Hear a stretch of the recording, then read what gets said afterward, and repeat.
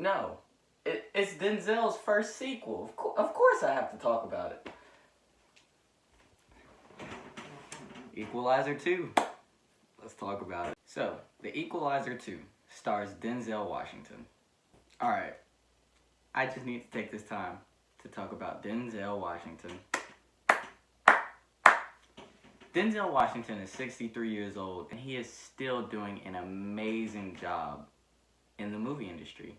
He does a great job as the calm, cool, and collected character in this movie. I think that Denzel Washington plays the character that everybody kind of is drawn to in the movie. He's the character that you want to root for because he's so caring and calm, cool, and collected about everybody that he comes into contact with. So it allows you to attach to the main character and want to root for Denzel throughout the entire movie.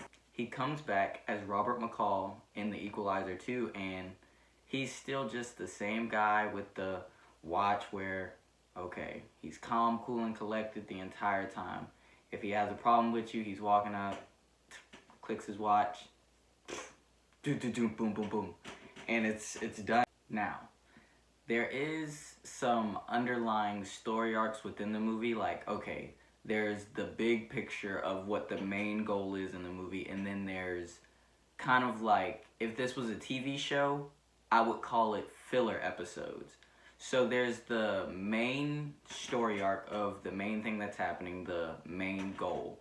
And so as he's on his way to accomplish the main goal, there's little filler episodes that he has to deal with, that he comes into account with. And one of the main filler episodes that I really enjoyed his time with Miles. Miles is a artist in the movie that's kind of from the hood, and Denzel is just trying to help him throughout the tough times and keep him from being in the street. And one of the, not to say problems I had with this movie, but one of the things that was kind of confusing was the underlying story arcs. Like, there were times where I would forget what the main goal was, and I would be so drawn into the filler episodes. I would be so into what was happening in the now, I would forget about the main goal. But this movie does a great job of, right before you're about to forget what the main goal is,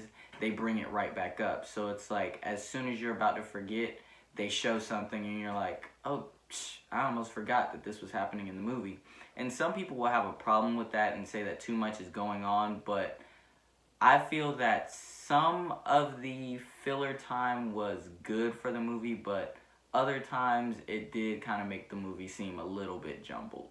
And that's not to take anything away from this movie. I think this was a great movie. I think for Denzel's first sequel, it was a fantastic job by him.